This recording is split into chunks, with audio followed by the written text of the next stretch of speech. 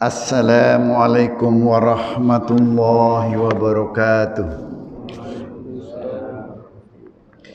Bismillahirrahmanirrahim. Alhamdulillahi rabbil alamin. Wassalatu wassalamu ala ashrafil anbiya'i wal mursalin Sayyidina Muhammadin wa ala alihi wa sahbihi ajma'in.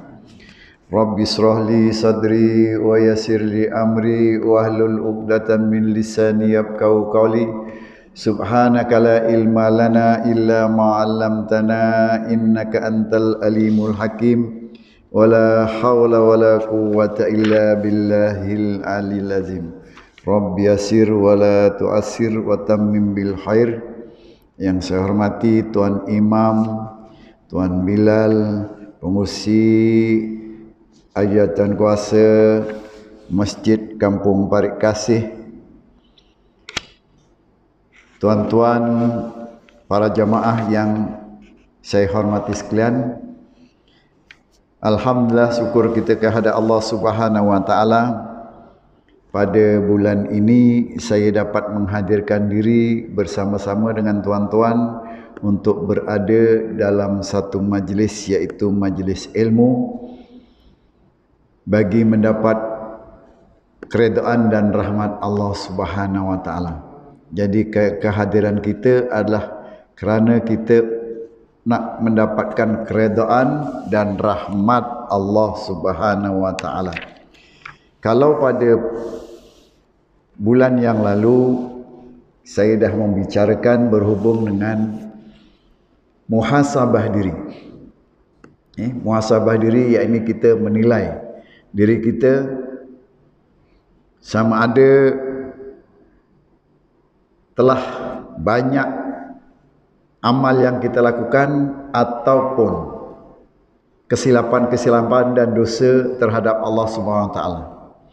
Sekiranya amal-amal kita yang banyak kita lakukan, maka alhamdulillah dan istiqamah, malah kita akan berazam untuk tambahkan lagi amal tersebut.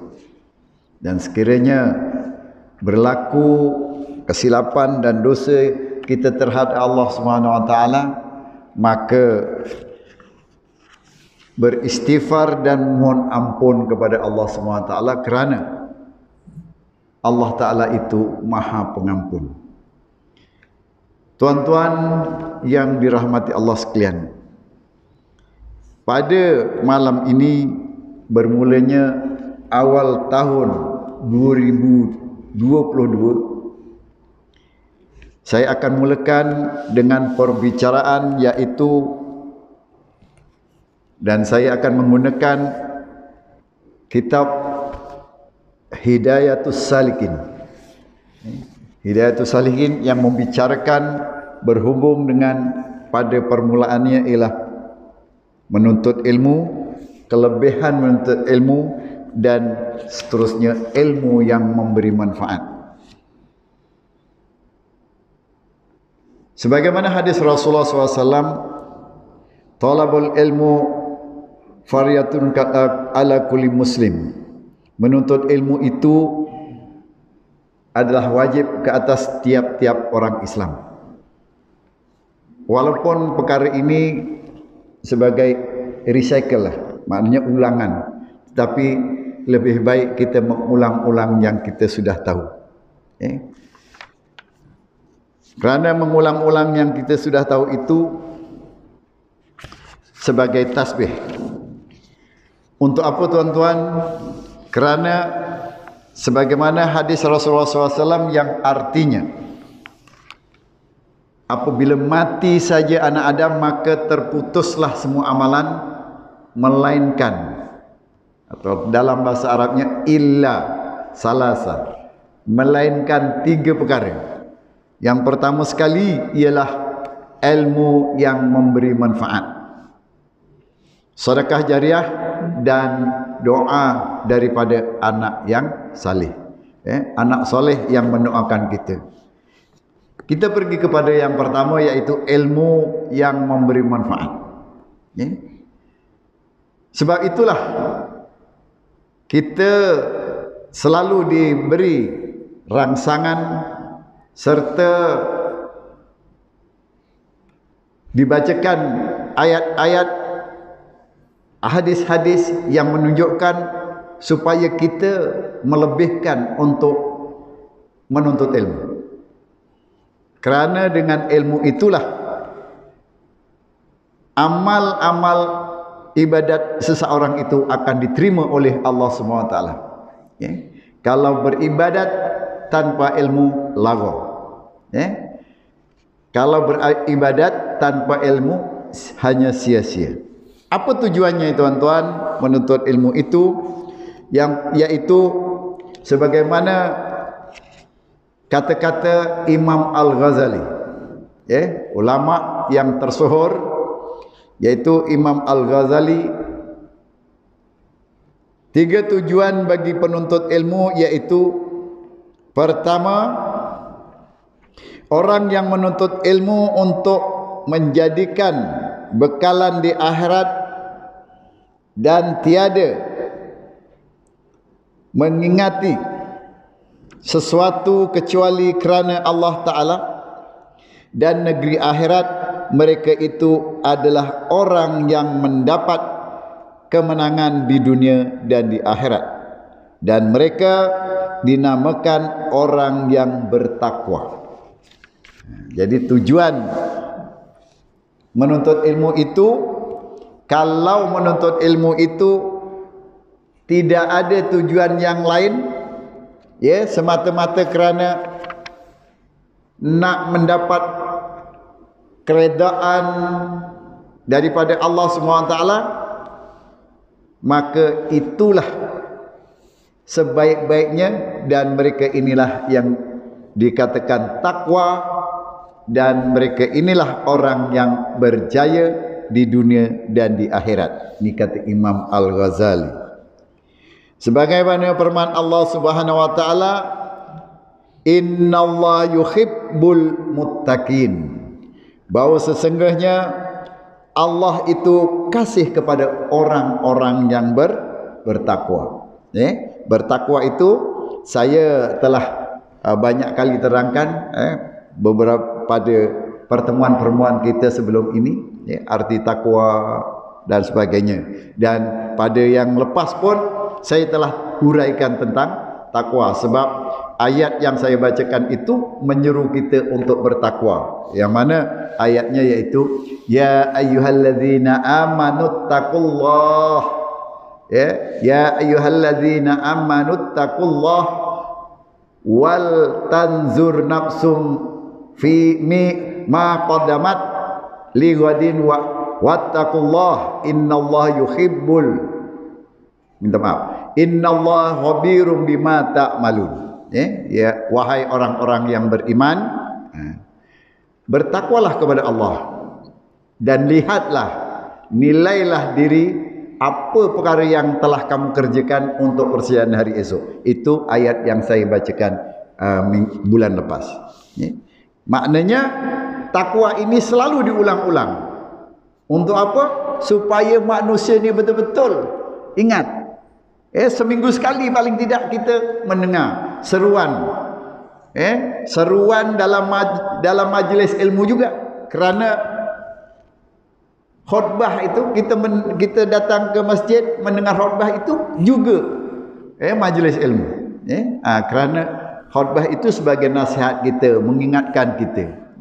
Jadi sebab itulah kita berjamaah pada hari Jumaat itu hukumnya adalah wajib fardu ain. Dan permannya lagi, wa tazawwadu fa inna khairuz zadit taqwa. Artinya kamu hendaklah mengambil bekalan untuk akhirat, dan sebaik-baik bekalan itu adalah takut pada Allah Ta'ala. Allah Ta'ala mengingatkan dalam Al-Quran itu, dalam Al-Quran yang saya bacakan tadi, firman Allah SWT, yaitu hendaklah kamu hendaklah mengambil bekalan untuk akhirat, Dan sebaik bekalan itu adalah takut kepada Allah Ta'ala. Kita disuruh mengambil bekalan untuk hari akhirat. Semuanya diceritakan untuk hari akhirat. Bekalan, kenapa terbusing ni? Bekalan iaitu amal. Bekalan itu amal. Semua apabila mati saja anak Adam, maka terputuslah semua amalan yang dibawa ke dalam kubur untuk kita ke akhirat, iaitu hanya amal saja. Yang lain-lain, harta pergi ngantau kita, tapi sampai pertengahan jalan balik semula. Saudara begitu juga. Sahabat handai begitulah, memberi penghormatan terakhir. Tetapi apabila kita sudah dimasukkan dalam kubur, maka dia akan berpatah balik. Tuan-tuan dan puan-puan, tuan-tuan yang dirahmati Allah Subhanahu wa taala.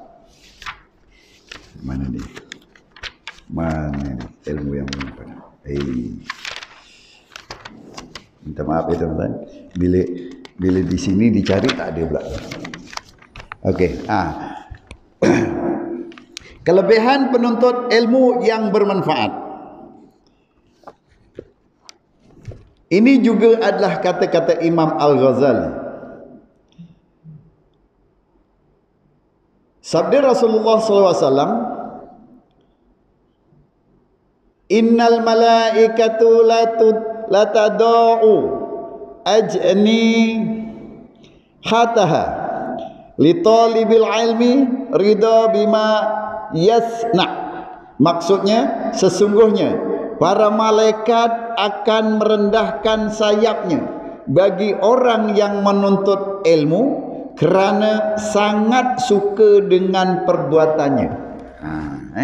Jadi kelebihan menuntut ilmu ni, dalam sabda Rasulullah SAW tadi, sesungguhnya para malaikat akan merendahkan sayapnya. Kita tak nampak malaikat, tetapi diceritakan begitulah. Kerana Rasulullah SAW dia mempunyai keistimewaan. Dia boleh tahu. Keadaan malaikat, dia merendahkan sayapnya, memayungi bagi orang-orang yang pergi menuntut ilmu. Dan ianya tidak terkecuali daripada tuan-tuan yang ada. Tuan-tuan yang ada dalam majlis ilmu ini, bermula daripada rumah tadi, malaikat menebarkan sayapnya. Begitulah untungnya. Tapi tak nampak. Kalau nampak semua nak pergi kan. Dia yang tak sempat pun disempatkan. Tapi oleh kerana tak nampak, jadi ada antaranya dia buat tak tahu. Mungkin hidayah tak sampai lagi. Tak apa. Kita tidak mengapa. Kerana apa? Kerana mungkin belum sampai dia punya hidayahnya untuk mereka. Macam kita kita ingat sejarah Khalifah Sayyidina Abu Bakar. Khalifah Sayyidina Abu Bakar ketika dia dilantik menjadi khalifah. Dilantik saja menjadi khalifah, dia pun berucap di depan orang ramai. Apa kata dia? Apa tadi? Apa ni? Tak ada. Tak ada. Oh, ni saja. Kata Sayyidina Abu Bakar, ambil dia punya ringkasannya, saya adalah ibarat pengembala. Saya ibarat pengembala. Tahu pengembala kan? Dan saya mampu untuk mengembala binatang ternakan yang saya gembala. Saya boleh bawa binatang-binatang tersebut untuk berjalan mencari minuman. Saya boleh bawa. Tetapi apabila sudah sampai di tepi sungai ataupun telaga dan berjumpa dengan air, saya tidak mampu untuk memaksa binatang tersebut sama ada dia nak minum atau tak minum. Itu ucapan-ucapan yang memberi kiasan. Maknanya macam kita ni penceramah, imam, ketua kampung memberi saranan kepada orang ramai. Hadirlah ke masjid untuk kita sama-sama mendapat rahmat daripada Allah SWT, kebaikan-kebaikan kita melakukan amal ibadah. Mari kita sama-sama untuk kita beramai-ramai berjamaah, sama-sama duduk dalam majlis ilmu. Kita terangkan, dan di majlis ilmu pun diterangkan tentang kebaikan-kebaikan macam-macam pelajaran-pelajaran yang ada. Kita dah terangkan kepada orang ramai. Tetapi kita tak boleh paksa untuk dia datang. Tak boleh paksa kan? Kerana itu adalah hak individu. Jadi dia belum dapat, mereka ini belum dapat dia punya hidayah, tak apa. InsyaAllah akan datang, akan dapat. InsyaAllah.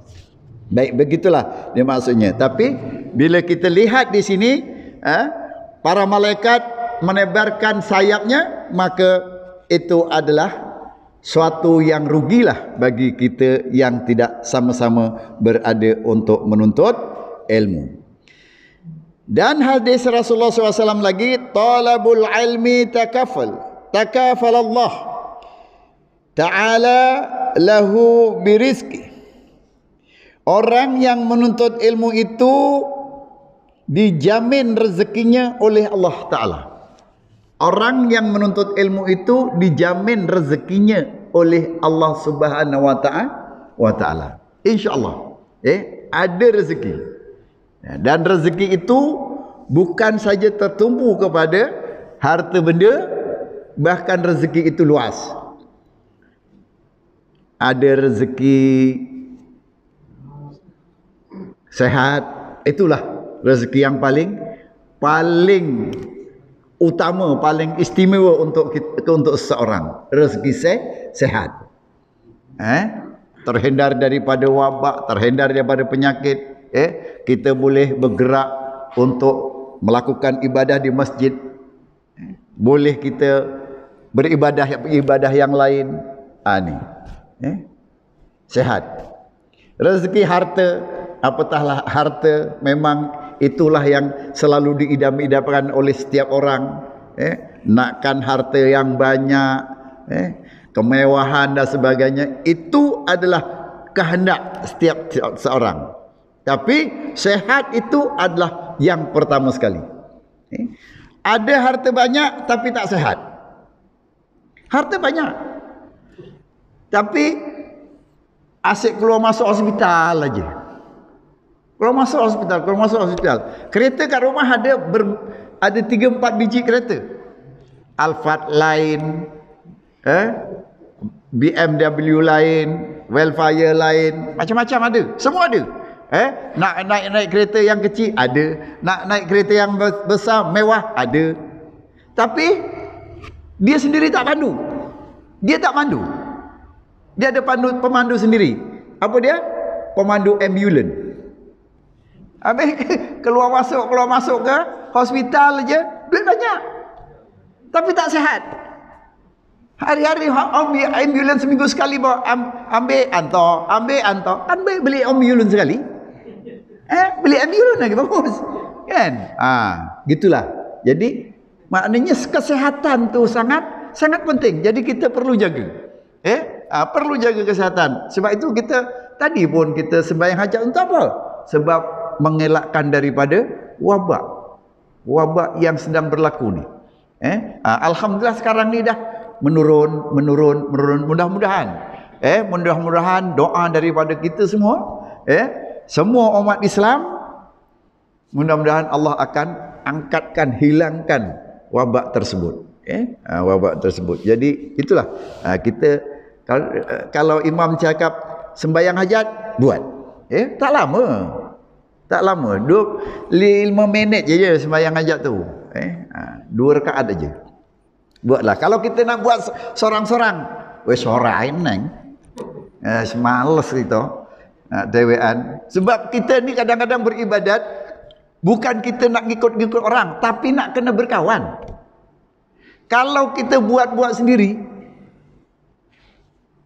bukan apalah, tapi berat sangat. Tapi bila kita datang sama-sama, walaupun pada awalnya kita ngikut-ngikut, tapi bila kita dah selalu, lazim selalu, rasa seronok, kan? Seronok. Jadi itulah.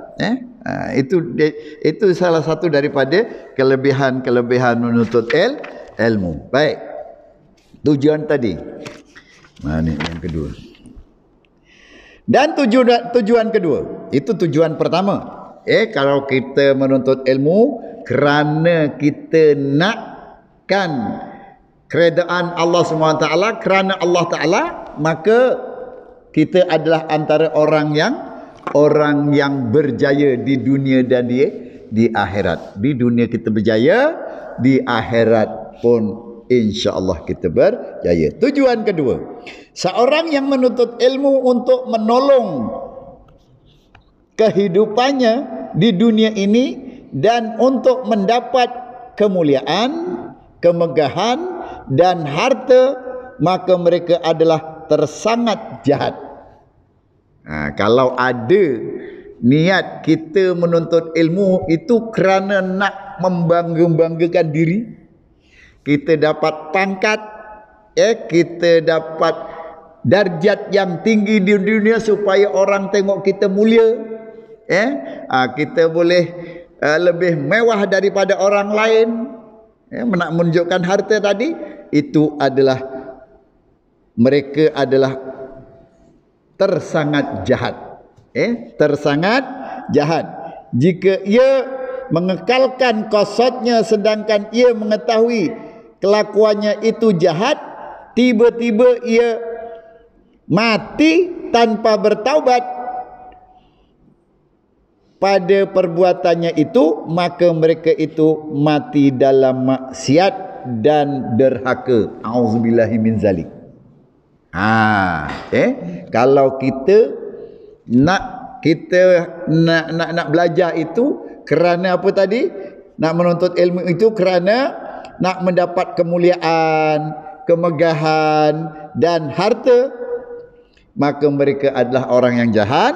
Dan sekiranya dia mati belum bertaubat, maka dia itu adalah orang yang mati dalam maksiat dan derhaka. Derhaka kepada Allah Subhanahu Wa Taala. Kerana kalau dia dah ada niatnya belajar tu nak lebih mulia daripada kawan-kawannya itu tak dapat belajar, pun dia tak sampai kepada tahap yang dia belajar. Cuma untuk bermegah-megah, itulah dapatnya. Jadi mudah-mudahan kita bukan daripada golongan yang tersebut. Ada sambungan lagi.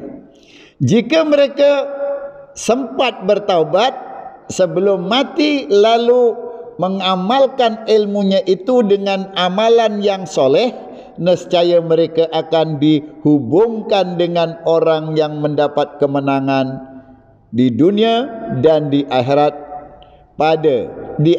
Kerana orang yang bertaubat daripada dosa itu seperti orang yang tiada berdosa, dan mereka akan mendapat keredaan Allah Subhanahu Wa Taala seperti firman-Nya, innallaha yuhibbut tawwabina wa yuhibbul mutatahhirin. Apa maksudnya? Bahawasanya Allah Subhanahu Wa Taala mengasihi mereka yang banyak bertaubat padanya dan mengasihi mereka yang bersuci diri daripada najis dan dosa. Dia ada dua. ada dua perkataan di sini. Tujuan menuntut ilmu tadi. Yang pertama, kalau dia menuntut ilmu hanya untuk mendapat kemuliaan, harta, kerana nak dapatkan harta, lepas itu nak bermegah-megah dengan ilmunya, maka kalau dia mati belum sempat bertaubat, maka dia matinya adalah mati dalam keadaan maksiat dan derhaka. Yang kedua, tetapi sekiranya dia sempat bertaubat, walaupun pada awalnya dia ada niat untuk bermegah, mencari kemuliaan, biar dia dihormati oleh orang lain pada awalnya, tetapi dia sempat bertaubat. Dia bertaubat, dia dah tak buat seperti itu, dan dia ada rasa tawaduk ataupun merendah diri dengan Allah SWT dan orang-orang di sekelilingnya, maka taubatnya itu diterima oleh Allah Subhanahu Wa Taala dan ia mendapat keredaan Allah Subhanahu Wa Taala. Sebagaimana firman-Nya bahwasanya Allah Taala mengasihi orang-orang yang banyak bertaubat, dan dia apabila bertaubat walaupun dosanya banyak, tetapi taubatnya itu diterima oleh Allah Subhanahu Wa Taala, maka dia seperti tidak ada dosa. Kalau kita dah ada kesalahan, lepas tu kita bertaubat, maka dia seolah-olah tidak ada dosa. Dosa dia habis. Wis entek. Nak kita nggih salah, sebab nak kita akeh nggih salah, kita nggih dosa, sama ada kita sengaja atau tak sengaja, dan kita taubat. Sebab kuilah kita dikon bertaubat setiap hari. Setiap hari kita bertaubat. Kerana apa tuan-tuan? Kadang-kadang petang kita banyak pahala, malam habis pahala hilang. Malam banyak pahala, besok pagi hilang. Pagi banyak, petang hilang. Ada berlaku seperti itu. Jadi sebab itu kita disuruh memperbarui. Memperbarui Islam kita memang setiap waktu. Waktu subuh, waktu zuhur, waktu asar, waktu maghrib, waktu isya, kita memang memperbarui kita punya syahadah, penyaksian kita kepada Allah SWT.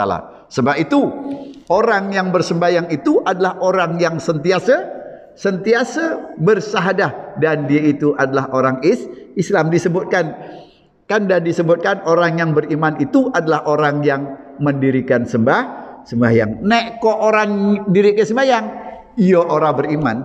Sebab beriman itu, yang beriman jelas diterangkan oleh Allah SWT dalam Al-Quran. 3 perkara ni jelas. Pertama sekali, percaya kepada perkara yang ghaib. Ya ayyuhallazina allazina yu'minuna bil ghaibi. Percaya kepada perkara yang ghaib. Percaya perkara yang tak nampak. Pahala tak nampak, pergi ke masjid pahala tak nampak. Kita percaya, kita yakin ada pahala. Dosa tak nampak, kalau kita buat jahat apa semua, kita mengumpat, mengata orang itu pun dapat dosa, tak nampak dosanya. Baik, ada yang pertama, percaya perkara yang ghaib. Dan yang keduanya yaitu alladzina yu'minuna bil ghaibi wa yuqimuna shalah, mendirikan sembahyang. Orang berimanlah tu. Orang yang mendirikan sembahyang. Dan yang ketiga, alladzina yu'minuna bil ghaibi wa yuqimuna shalah wa mimma razaqnahum yunfikun, yaitu orang yang membelanjakan sebahagian daripada rezeki yang Allah Ta'ala berikan. Jadi 3 tu jelas dalam Al-Quran. Kalau kita nak kenal orang itu beriman atau tidak beriman, maka orang itu adalah sebagaimana yang disebutkan 3 golongan tadi. Sebab salat syahadah itu adalah syarat untuk masuk Islam. Apabila bersyahadah, maka kita adalah orang Islam. Tapi belum tentu dia itu beriman. Sebab beriman itu mesti sebagaimana yang diterangkan tadi. percaya perkara yang gaib, mendirikan sembahyang dan mengeluarkan sebahagian daripada rezeki yang Allah Ta'ala berikan. Baik, jadi bertaubatlah, maka kita hendaklah bertaubat. Macam mana bertaubatnya? Yaitu dengan beristighfar ataupun kita melakukan solat taubat. Sebab itu kita diseru supaya digalakkan, supaya disarankan supaya kita sentiasa melakukan solat taubat. Paling tidak 1 hari 1 malam buatlah sekali. Buatlah sekali solat taubat. Penak solat taubat gi, ia kurang rakaat. Usolli sunat taubat raka'ataini lillahi ta'ala. Ataupun tak payah bahasa Arabnya, dalam hati saja Allahu Akbar, jurati aku niat aku sembahyang taubat rong rakaat kerana Allah Ta'ala. Lepas itu beristighfarlah banyak-banyak, istighfar banyak-banyak. Tahu tak istighfar? Kan malu kita kalau tak nak ngajarkan istighfar ni kan. Astaghfirullahalazim alladzi la ilaha illa wal hayyul qayyum wa atubu ilaih. Astaghfirullahalazim wa atubu ilaih. Astaghfirullahalazim. Pilihlah mana, nak panjang, nak sederhana, nak pendek, cuma jangan astaga. Ada kalau kita tengok dalam filem Indonesia tu kan, astaga. Sebenarnya astagfirullah kita nak sebut astagfirullah. Astagfirullah pun boleh. Cukuplah. Apatah lagi kalau astagfirullahalazim allazi la ilaha illa huwal hayyul qayyum wa atubu ilaih, ataupun astaghfirullahalazim wa atubu ilaih. Tapi saya gunakan selalu untuk menikahkan orang, nak berwakalah dengan wali, gunakan astaghfirullahalazim wa atubu ilaih. Cukup. Betul kan? Siapa yang baru nikah dia tahu. Pak Imam dah setahun lebih kan. Baiklah, beristighfar. Kerana apa? Bahawa sesungguhnya Allah SWT mengasihi mereka yang banyak bertaubat padanya dan mengasihi mereka yang bersuci daripada najis dan dosa. Sebab itulah kita selepas mengambil air sembahyang disunatkan membaca doa bersuci tu. Asyhadu an la ilaha illallah wahdahu la syarikalah wa asyhadu anna Muhammadan abduhu rasuluh. Allahumma ij'al minat tawabin waj'al minal mutatahhirin waj'al min ibadikas sholihin. Itu. Baik. Tujuan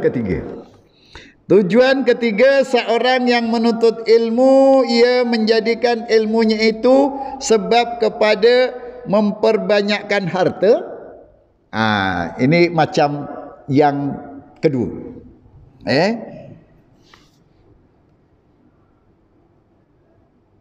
Saya ulang semula. Seorang yang menuntut ilmu, ia menjadikan ilmunya itu sebab kepada memperbanyakkan harta, kemegahan, kebesaran, kemuliaan, dan supaya ramai orang mengikutnya, ramai orang yang mengasihinya, mudah mendapatkan segala hajatnya, dan ia tidak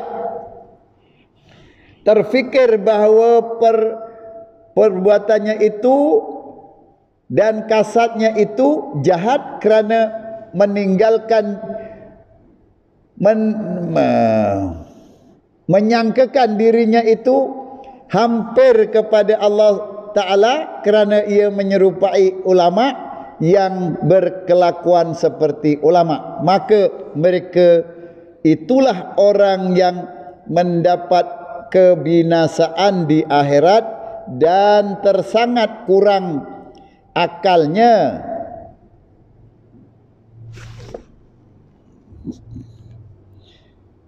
terpedaya dan sesat serta menyesatkan orang lain. Bahayanya yang ketiga ni. Yang ketiga ni sangat bahaya. Kalau yang kedua tadi dan yang pertama dia ada yang kedua tadi ada perasaan yang dia tu ada sangka untuk mendapat ilmu kerana nak dapatkan kemuliaan, kebahagiaan, harta dan sebagainya, tapi dia ada niat untuk bertaubat. Yang ketiga tidak. Yang ketiga dia memang menuntut ilmu itu hanya untuk mendapat kemuliaan, supaya dipandang orang mulia, supaya dipandang orang tinggi darjatnya. Orang yang menilai, bukan Allah Ta'ala. Kalau Allah Ta'ala yang menilai tinggi darjatnya, bagus. Ini orang lain. Dia orang lain cakap dia tinggi ilmunya dan sebagainya. Dan dia tu supaya mendapat pengikut orang ramai. Jadi maka katanya di sini, iaitu mereka adalah orang yang sesat serta menyesatkan orang lain. Baik. Sampai yang ketiga cukup tu. Kebetulan tepat pada ketiga ni. Jadi itulah tujuan menuntut ilmu, dan ilmu yang memberi manfaat untuk seseorang, sebagaimana kita mengikut hadis Rasulullah SAW, apabila mati sahaja anak Adam, maka terputuslah semua amalan kecuali tiga, iaitu ilmu yang memberi manfaat, sedekah jariah, dan doa daripada anak yang soleh. InsyaAllah kita akan sambung lagi berhubung dengan menuntut ilmu ini, kerana ianya akan membuka ruang pemikiran kita untuk kita menghampirkan diri kepada Allah Subhanahu wa Ta'ala. Jadi tuan-tuan yang dirahmati Allah sekalian, maka pada bulan akan datang kita akan huraikan berhubung dengan maksud taat dan maksiat zahir dan batin, insya-Allah. Jadi setakat ini saja dulu pertemuan kita akhiri dengan tasbih kifarah dan surah Al-As. Subhanakallahumma wa bihamdika asyhadu an la ilaha illa anta astaghfiruka wa atubu ilaik. Bismillahirrahmanirrahim. Wal 'asr innal insana lafi khusr illa alladzina amanu wa amilus solihat wa tawassaw bil haqqi wa tawassaw bis sabr. Wabillahi taufiq wal hidayah. Wassalamu alaikum warahmatullahi wabarakatuh.